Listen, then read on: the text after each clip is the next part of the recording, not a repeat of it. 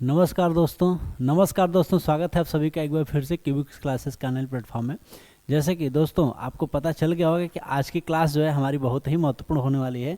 और आज की क्लास में हम जो है उत्तर प्रदेश जीके का एक और मज़ेदार सीरीज जो है सॉल्व करने वाले हैं, जो कि आपके एग्ज़ाम यूपी पुलिस के लिए बहुत ही महत्वपूर्ण होगा। ठीक है, मतलब ये कह सकते हैं कि इस सेशन में जितने सारे क्वेश्चन हैं, सारे के सारे क्वेश्चन जो है स्टेट के एग्ज़ाम में आए हुए हैं, रिपीटेड क्वेश्चन है। तो बने रहिए इस प्लेटफॉर्म पे, देखते रहिए। अच्छा लगा जो पिछला जो क्वेश्चन जो गया था, आप लोगों का इतना सारा प्यार आशीर्वाद मिला, तो फिर से एक नया जो है महत्वपूर्ण क्वेश्चन का कलेक्शन लेकर के आए हैं। तो देर ना करते हम जो है शुरुआत करते हैं आज की क्लास में।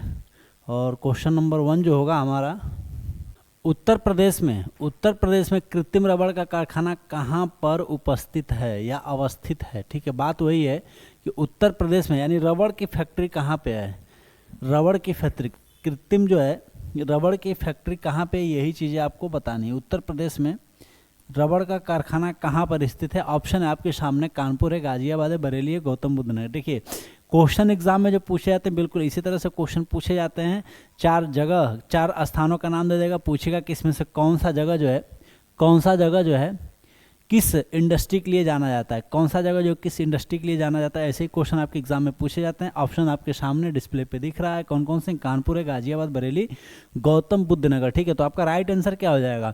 देखिए कानपुर जो है ना चमड़ा इंडस्ट्री के लिए जाना जाता है, जबकि बरेली की अगर जो बात करें तो ये दिए सलाई उद्योग के लिए जाना जाता है। और गौतम बुद्ध नगर की अगर जो बात करें तो ये IT के लिए, एजुकेशन के लिए जाने वाला शहर है। ठीक है, बाकी और नोएडा का जैसे कि आप लोगों ने नाम सुना होगा कि NCR में आता है ये Noida, new Okhla industry development authority.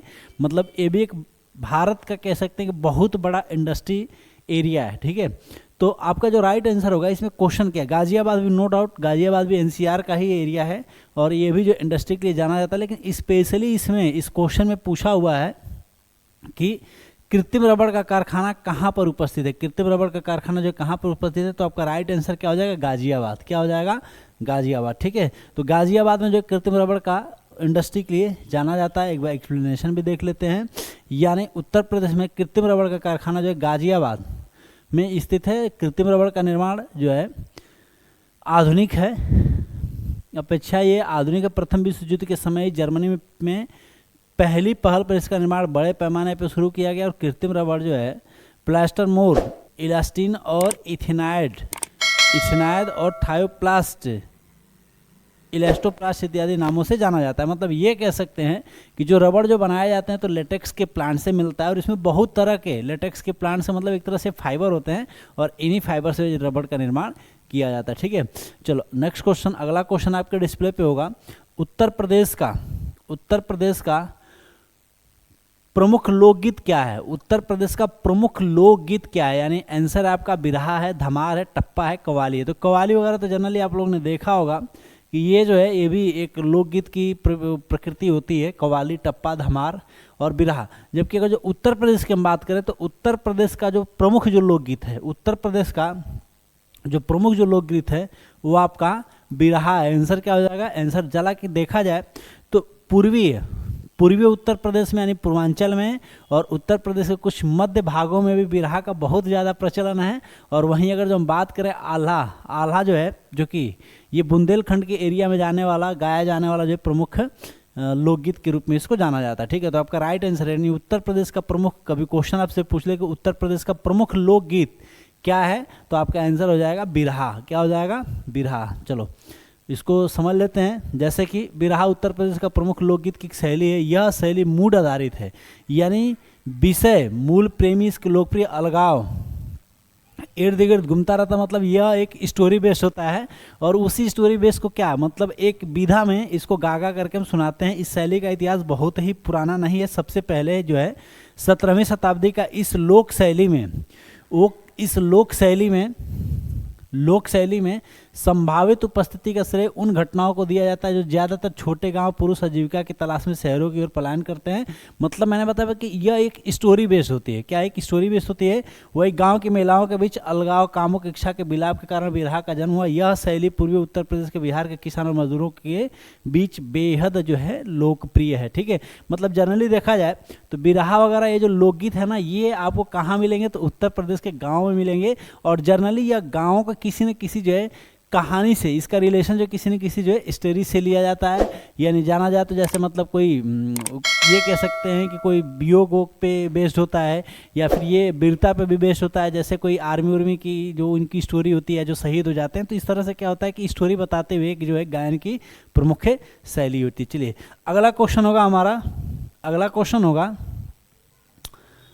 Question number 3। Uttar Pradesh में बहुत ही मजेदार क्वेश्चन है और ये क्वेश्चन कई बार एग्जाम में पूछा जा चुका है। किसान बही योजना कब लागू हुआ? किसान बही क्या होता है?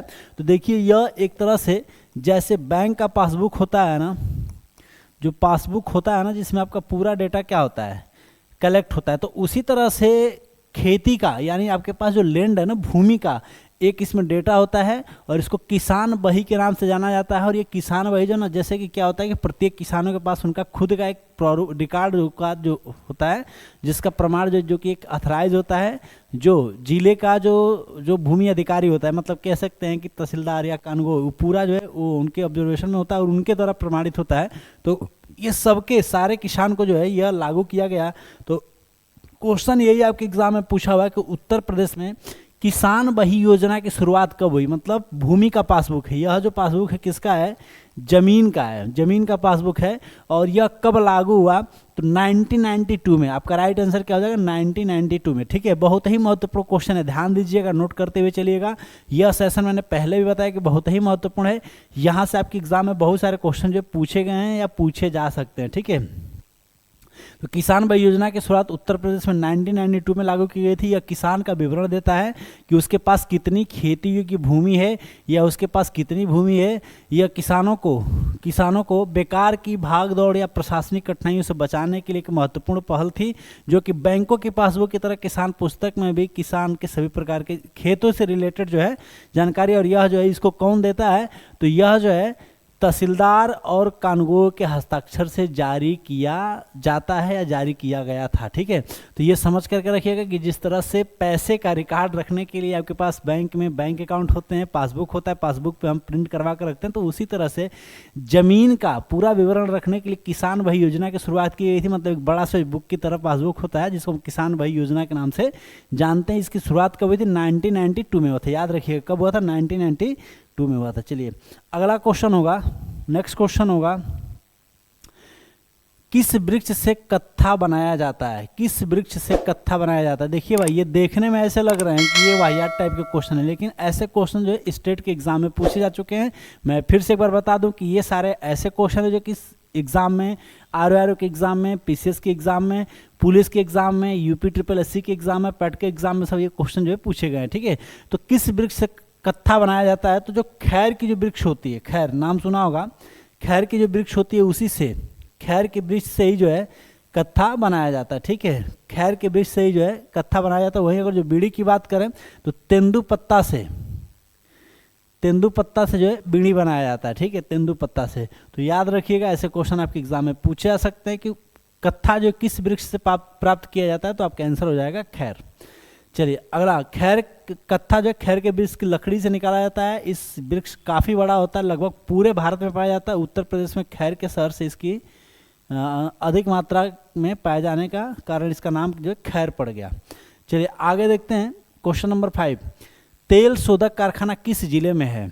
उत्तर प्रदेश में तेल शोधक कारखाना यानी पेट्रोलियम रिफाइनरी, और यह उत्तर प्रदेश की एकमात्र पेट्रोलियम रिफाइनरी है। एकमात्र पेट्रोलियम रिफाइनरी आपसे एग्जाम में ऐसे पूछे जा सकते हैं कि उत्तर प्रदेश में तेल शोधक या तेल शोधन कारखाना कहाँ पर है? तो ये जो तेल शोधन जो कारखाना है यह जो है मथुरा के आसपास है। और इस तेल कारखाना के कारण जो है उत्तर प्रदेश का ये जो क्षेत्र है अम्लीय वर्षा से प्रभावित क्षेत्र है।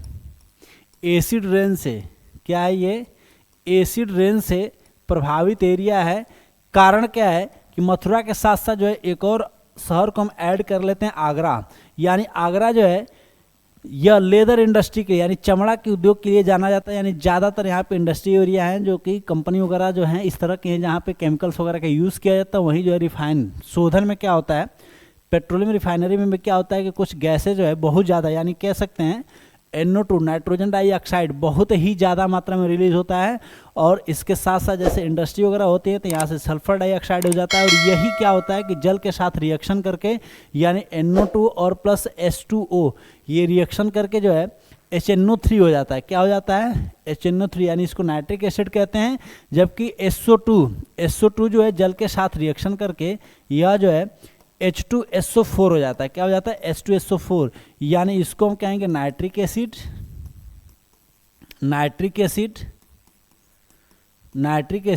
और इसको हम कहेंगे सल्फ्यूरिक एसिड।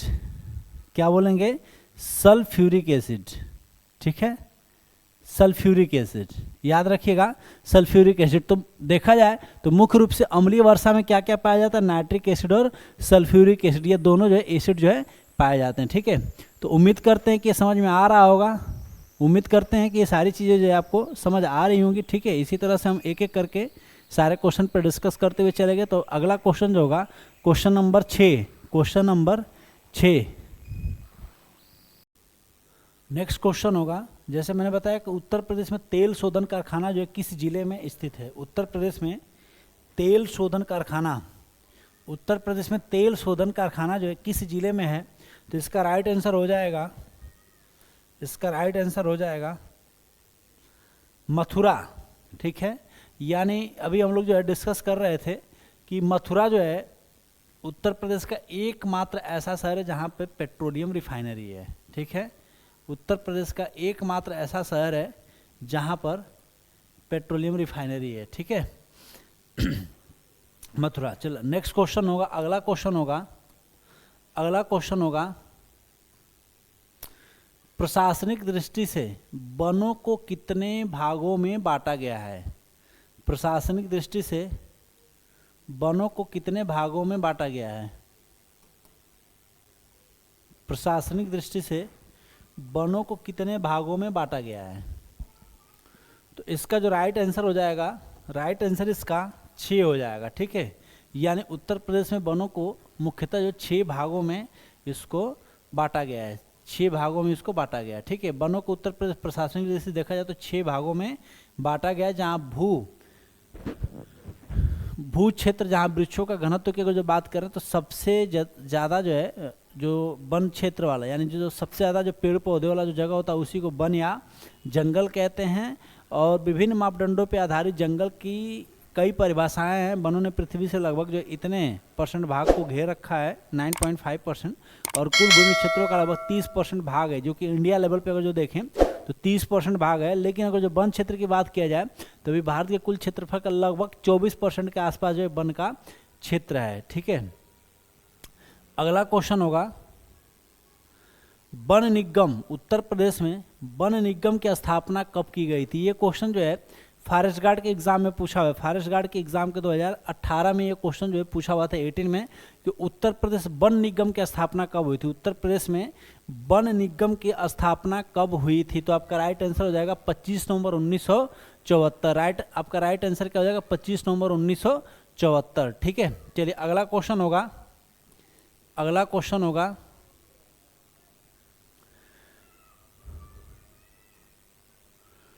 आनंद भवन जो है, इस भवन का संबंध जो है पंडित जवाहरलाल नेहरू से है। तो क्वेश्चन यही पूछ रहा है कि उत्तर प्रदेश में प्रसिद्ध आनंद भवन जो है किस नगर में स्थित है। उत्तर प्रदेश में जो आनंद भवन है किस नगर में स्थित है। तो इलाहाबाद में। हालांकि वर्तमान में इस शहर को प्रयागराज के नाम से जाना जाता है। ठीक है, यानी इनका जो आवास था, पंडित जवाहरलाल नेहरू का जो आवास था उसी को आनंद भवन के नाम से जाना जाता है, और आज के समय में इसको एक म्यूजियम बना दिया गया। इलाहाबाद में एक म्यूजियम के नाम से भी इसे जाना जाता है। ठीक है, यानी ऐतिहासिक भवन संग्रहालय जो कि नेहरू जी का परिवार हुआ करता था, इसका निर्माण नेतू मतलब पंडित जवाहरलाल नेहरू के पिताजी ने 1930 में इसका निर्माण करवाया था, और नेहरू परिवार इसमें निवास करता था। ठीक है, 1930 में इसका निर्माण किया गया था। ठीक है, अगला क्वेश्चन होगा अगला क्वेश्चन होगा, कुंभ का मेला लगता है उत्तर प्रदेश में किस शहर में? तो आपको भी पता है कि जैसे अगर हम कुंभ की बात करें तो कुंभ का आयोजन जो है कहाँ कहाँ होता है? तो कुंभ का आयोजन जो है महाराष्ट्र में होता है, एमपी में होता है, यूपी में और उत्तराखंड में। चार ऐसे राज्य हैं जहाँ पे कुंभ का आयोजन होता है। तो महाराष्ट्र की जो बात करेंगे तो महाराष्ट्र का जो स्थल है जहाँ पर कुंभ मेले का आयोजन होता है, इसको नासिक के नाम से जाना जाता है। वहीं अगर जब नदी की बात करें तो यहाँ पर गोदावरी नदी है। कौन सी नदी है? गोदावरी है, ठीक है। जबकि एमपी में अगर जो बात किया जाए तो उज्जैन भगवान शिव की नगरी है, उज्जैन महाकाल की नगरी है, यहाँ पर कुंभ मेले का आयोजन होता है। वहीं अगर जब नदी की बात करेंगे तो यहाँ पर क्षिप्रा नदी कौन सी है? क्षिप्रा नदी के तट पर होता है, ठीक है। और वहीं अगर जो यूपी में हम बात करें तो यूपी में जहाँ पे कुंभ मेले का आयोजन होता है प्रयागराज, ठीक है। और यह जो गंगा यमुना का संगम है वहाँ पर कुंभ मेले का आयोजन होता है। वहीं अगर जो उत्तराखंड में बात करें तो हरिद्वार है। क्या है? हरिद्वार, जो कि ये अभी शहर जो गंगा नदी के तट पर है। तो ओवरऑल देखा जाए तो पूरे भारत में 4 जगह पे कुंभ का आयोजन होता है, महाराष्ट्र, एमपी, यूपी और उत्तराखंड, ठीक है। जगह और नदी भी आपको पता चल गया, ठीक है। अगला क्वेश्चन होगा उत्तर प्रदेश में जोधाबाई का महल जो है कहाँ स्थित है? उत्तर प्रदेश में जोधाबाई का महल जो है कहाँ स्थित है? तो ये जोधाबाई का जो आवास है फतेहपुर सीकरी में। ऑप्शन है आपके सामने, लखनऊ है, फतेहपुर सीकरी, सोनभद्र, आगरा। तो जोधाबाई का जो आवास है या जोधाबाई का जो महल है वह जो है फतेहपुर सीकरी में स्थित है। कहाँ पर स्थित है? फतेहपुर सीकरी में। चलिए अगला क्वेश्चन होगा, नेक्स्ट क्वेश्चन होगा, इस महल का निर्माण जो है अकबर ने, जोधाबाई महल का निर्माण जो है फतेहपुर सीकरी में है।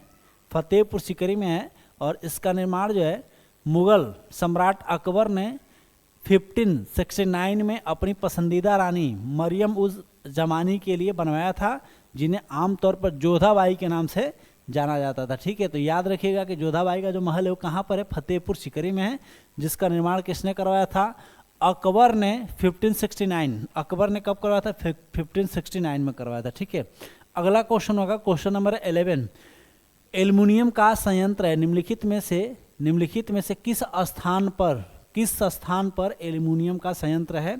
ये देखिए हीराकुंड, रायगढ़, रेणुकूट, मथुरा। तो इसमें जो हीराकुंड, रायगढ़ ये उत्तर प्रदेश का स्थान नहीं है। इसमें से ऑप्शन सिर्फ 2 ही हैं जो कि इसका स्थान है, ठीक है। तो एल्युमिनियम के लिए जो उत्तर प्रदेश का जो जगह जो जाना जाता है रेणुकूट में, जो कि हिंडाल्को के नाम से इसको जाना जाता है, हिंडाल्को के नाम से जाना जाता है, जो कि उत्तर प्रदेश के रेणुकूट में है, जहाँ पे एल्युमिनियम का उत्पादन किया जाता है, ठीक है। एल्युमिनियम का उत्पादन यहाँ पे किया जाता है। तो ऑप्शन आपका बी राइट हो जाएगा, रेणुकूट। उत्तर प्रदेश में रेणुकूट एल्युमिनियम का संयंत्र है। भारत का दूसरा बड़ा धातुकर्म उद्योग यानी एल्युमिनियम उद्योग के लिए जाना जाता है। यह एक हल्की धातु है, जंग के लिए प्रतिरोधी होती है, गर्मी का एक अच्छा संवाहक होता है, लचीला और अन्य धातुओं के साथ मिश्रित होने पर मजबूत हो जाता है, ठीक है। इसमें और स्टील, कॉपर, लेड वगैरह का काम लिया जाता है। रेणुकूट में हिंडाल्को के नाम से, जैसे मैंने बताया ना, हिंदुस्तान एल्युमिनियम कॉरपोरेशन लिमिटेड, इसकी स्थापना जो है 1958 में मिर्ज़ापुर से लगभग 160 किलोमीटर दूर दक्षिण रेणुकूट में हुई थी। और लोहरदंगा, झारखंड, मध्य प्रदेश में अमरकंटक क्षेत्र में बॉक्साइट तथा रेंद बांध से बिजली बनाई जाती है, ठीक है। तो याद रखिएगा कि यह जो है हिंडाल्को जो है सोनभद्र, उत्तर प्रदेश का जो सोनभद्र जिला है वहीं पे पड़ता है रेणुकूट, और वहाँ पे हिंडाल्को यानी हिंदुस्तान एल्युमिनियम कॉरपोरेशन लिमिटेड की स्थापना की गई, ठीक है। कब किया गया था? तो 1958 में। अगला क्वेश्चन होगा, बृहत्तम उद्योग है इन चारों में से उत्तर प्रदेश का सबसे बड़ा उद्योग कौन सा है? ऑप्शन है कृषि उपकरण है, चमड़ा उद्योग है, हथकरघा है और फाउंड्री। देखिए ये चारों इंडस्ट्री जो है उत्तर प्रदेश है, सबका सारे ये जो है प्रमुख इंडस्ट्री है, लेकिन इनमें से मेन कौन सा है, इसमें से प्रमुख कौन सा है, तो वहीं अगर जो बात करें हथकरघा की, तो तमाम सारे जो है गवर्नमेंट की जो योजनाएं हैं जो कि इस बिजनेस को भी प्रोत्साहन कर रही है, सबसे पुराना इंडस्ट्री है, सबसे जो है पुराना हथकरघा उद्योग है, जहां पे वस्त्र वगैरह का जो है निर्माण किया जाता है। और इस उद्योग का विकास होने का कारण क्या है कि इस उद्योग का जो है पूरी तरह से समर्थन महात्मा गांधी से मिला हुआ था, महात्मा गांधी से मिला हुआ था। और इसमें हम टेक्सटाइल, इसका भी रिलेशन जो है टेक्सटाइल इंडस्ट्री से होता है, यानी इसमें हम जो है वस्त्रों का निर्माण करते हैं। ठीक है, नेक्स्ट क्वेश्चन होगा, अगला क्वेश्चन होगा,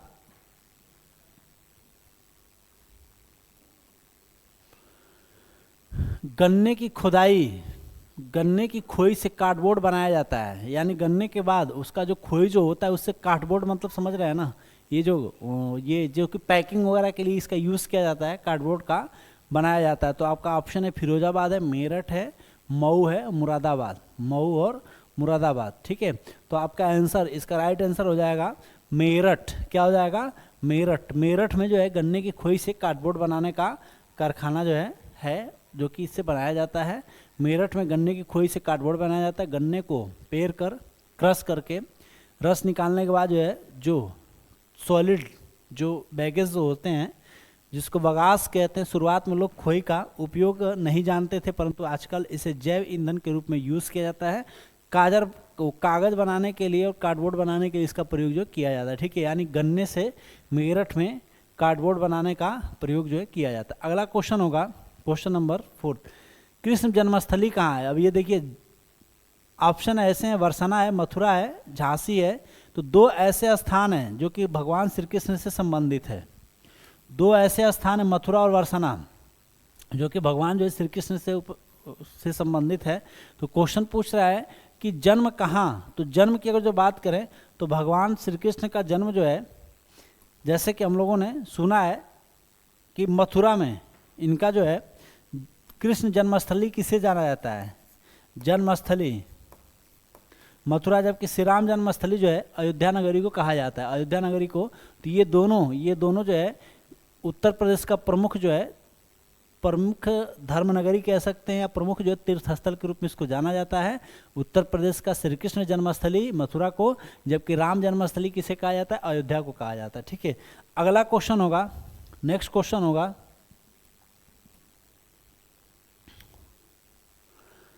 थारू जनजाति। बहुत ही बढ़िया क्वेश्चन है, कई बार एग्जाम में क्वेश्चन पूछे जा चुके हैं।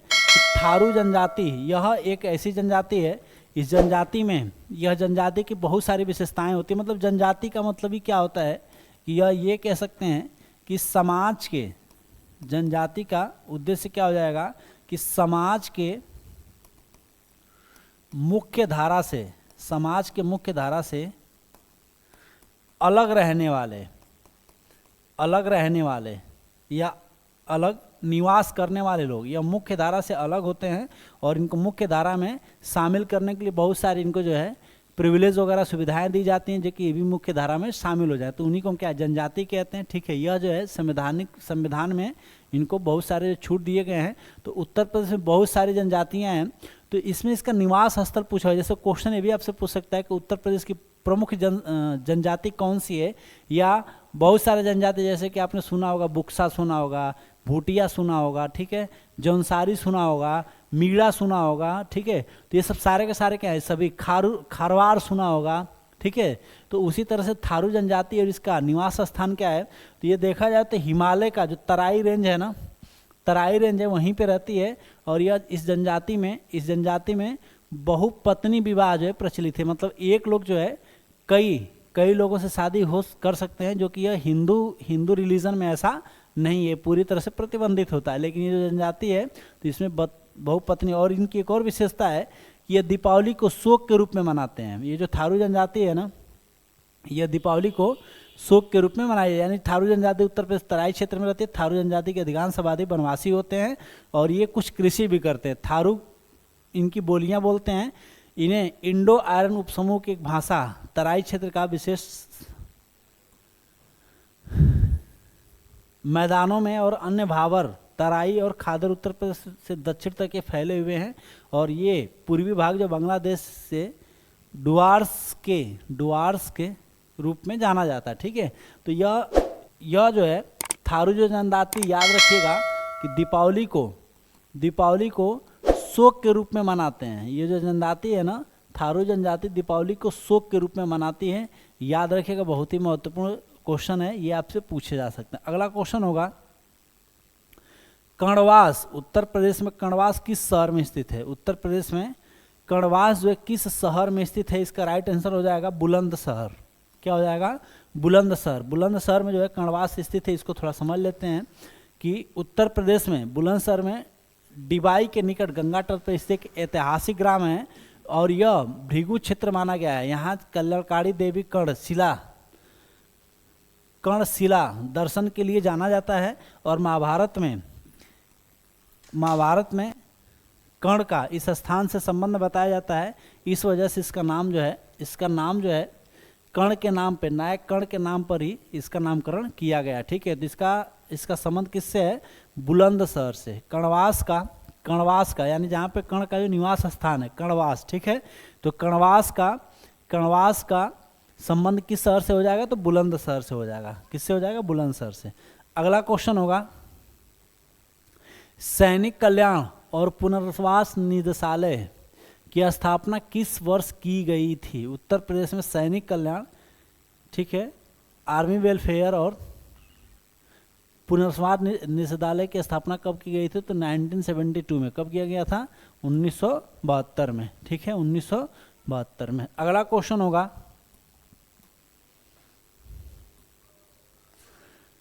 ऑपरेशन ग्रीन की शुरुआत की गई थी किस वर्ष? उत्तर प्रदेश में किस वर्ष जो है ऑपरेशन ग्रीन की शुरुआत की गई थी? तो ये जो टाइमिंग जो था 2001 में ऑपरेशन ग्रीन का शुरुआत किया गया था। ऑपरेशन ग्रीन का शुरुआत कब किया गया था? 2001 में ऑपरेशन ग्रीन की शुरुआत उत्तर प्रदेश में 2001 में हुई थी। वन आवरण को बढ़ाने के लिए किया गया था। ठीक है, इसका जो है इसका संबंध किससे है? तो वन आवरण यानी ज़्यादा से ज़्यादा जो पेड़ पौधे लगाने के लिए, इसका प्रोत्साहन करने के लिए इसका स्टार्ट किया गया था। और 2007 में फिर से जो है ऑपरेशन ग्रीन को 2007 में मायावती सरकार ने लॉन्च किया था। ठीक है, तो क्वेश्चन आपसे पूछ ले कि उत्तर प्रदेश में पहली बार ऑपरेशन ग्रीन की शुरुआत कब हुई थी? तो आपका आंसर क्या हो जाएगा? 2001 में। जबकि दोबारा मायावती ने, मुख्यमंत्री जो है मायावती ने 2007 से 8 के बीच में इसका जो है स्टार्ट फिर से पुनर्प्रारंभ किया था। अगला क्वेश्चन होगा, दियासलाई उद्योग। अभी जैसे मैंने बताया, अभी हम लोग डिस्कस कर ही रहे थे कि कुछ प्रमुख इंडस्ट्रियां हैं जो कि अलग अलग चीज़ों से जानी जाती है। तो जैसे कि दियासलाई उद्योग का प्रमुख केंद्र किस नगर या कहाँ पर प्रचलित है? ठीक है, तो अभी हम लोगों ने बरेली का, अभी तुरंत मैंने बरेली के बारे में बताया था कि बरेली जो है दियासलाई इंडस्ट्री के लिए जानी जाती है। बरेली जो है दियासलाई इंडस्ट्री के लिए जानी जाती है। ठीक है, अगला क्वेश्चन होगा सूचना प्रौद्योगिकी संस्थान यानी आईटी कहाँ पर है? आईटी कहाँ पर है? तो ये जो आईटी सूचना प्रौद्योगिकी संस्थान जो है उत्तर प्रदेश में झलवा, जो कि प्रयागराज का एक स्थान है। प्रयागराज जिले में एक जगह पड़ता है जिसको झलवा के नाम से जानते हैं, और यहाँ पे भारतीय सूचना औद्योगिक संस्थान का स्थापना किया गया है। ठीक है, झलवा प्रयागराज। आपका ऑप्शन क्या हो जाएगा? डी हो जाएगा। ऑप्शन आपका राइट आंसर क्या हो जाएगा? डी हो जाएगा। ठीक है, यानी उत्तर प्रयाग झलवा स्थित एक सार्वजनिक विश्वविद्यालय है और शिक्षा मंत्रालय द्वारा सूचीबद्ध 25 भारतीय सूचना प्रौद्योगिकी संस्थानों में से एक है जिसके राष्ट्रीय महत्व का दर्जा दिया जा चुका है। ठीक है, तो क्वेश्चन आपसे पूछ रहे कि सूचना उत्तर प्रदेश में प्राथमिक शिक्षा कार्यक्रम कब प्रारंभ हुआ था? प्राथमिक शिक्षा कार्यक्रम जो है कब प्रारंभ हुआ था? DPEP primary education policy. ठीक है, तो आपका आंसर हो जाएगा 1994। क्या हो जाएगा? 1994, 1994। ठीक है, अगला क्वेश्चन होगा नकदी फसल कौन सी है? तो प्रमुख नकदी फसल इसमें गन्ना हो जाएगा। उत्तर प्रदेश की प्रमुख नकदी फसल जो है गन्ना हो जाएगा, जो कि इसको जो है सर्वाधिक सिंचित फसल के नाम से भी हम जानते हैं। क्या कहते हैं इसको? सर्वाधिक सिंचित फसल। क्या कहते हैं इसको? सर्वाधिक सिंचित फसल। यानी देखा जाए तो सर्वाधिक सिंचित फसल यानी गन्ने में जो सिंचाई की नीड जो होती है, तो जनरली देखा जाए तो 94% कितना 94% जो है सिंचाई की आवश्यकता होती है, सर्वाधिक सिंचित फसल है। और नकदी फसल कैश क्रॉप के रूप में इसको जाना जाता है। क्या कहते हैं इसको? कैश क्रॉप, कैश क्रॉप के रूप में इसको जाना जाता है। तो नकदी फसल या कैश क्रॉप के रूप में किसे जाना जाता है? गन्ना को जाना जाता है। अगला क्वेश्चन होगा परमाणु ऊर्जा। ये भी बहुत अच्छा क्वेश्चन है। नरौरा में परमाणु ऊर्जा जो है, उत्तर प्रदेश में नरौरा में परमाणु ऊर्जा केंद्र का स्थापना जो है किया गया है। नरौरा में उत्तर प्रदेश का परमाणु ऊर्जा केंद्र के रूप में इसको जाना जाता है। ठीक है, स्टेशन है जो कि बुलंदशहर के नरौरा में स्थित है। यह एक परमाणु संयंत्र है। इस 2 रिएक्टर प्रत्येक दबायुक्त धारी जो है PHWR 220 मेगा का उत्पादन करने में भी यह सक्षम है। तो क्वेश्चन एकमात्र उत्तर प्रदेश में एकमात्र जो है परमाणु संयंत्र कहाँ है? तो नरौरा, बुलंदशहर का एक शहर है नरौरा। अगला क्वेश्चन होगा उत्तर प्रदेश में कौन सा नगर ताला के लिए जो है, आपको भी पता होगा, अलीगढ़ को ताला नगरी के नाम से जाना जाता है। उत्तर प्रदेश की जो प्रमुख नगरी है ताला नगरी उत्तर जाना जाता है। ठीक है, व्यापारिक केंद्र है। अगला क्वेश्चन होगा कौन सा नगर जो है श्री राम, अभी हम लोगों ने चर्चा कर ही रहा था कि जैसे श्री कृष्ण जन्मस्थली किसे कहा जाता है? मथुरा को। तो श्री राम जन्मस्थली किसे कहते हैं? अयोध्या को कहते हैं। ठीक है, अयोध्या को कहा जाता है। तो कुछ ऐसे ही क्वेश्चन जो है आपके एग्जाम में पूछे जा सकते हैं, जो कि ये ऐसे क्वेश्चन हैं जो कि आपके एग्जाम के, ये सब सारे ऐसे क्वेश्चन का कलेक्शन था जो कि एग्जाम में कई बार जब पूछे जा चुके हैं। तो आज की क्लास में इतना ही रहने देते, फिर से हाजिर होंगे एक नए वीडियो में नए अच्छे MCQ के साथ। Thanks for watching this session. इस प्लेटफॉर्म पे नए हैं तो चैनल को सब्सक्राइब करना ना भूलें, बेल आइकन को भी दबा दें ताकि आने वाले सारे वीडियो का नोटिफिकेशन जो आप तक जाता रहे। तो आज की क्लास में इतना ही रहने देते हैं, फिर से हाजिर होंगे एक नई वीडियो के साथ। Thank for watching this segment.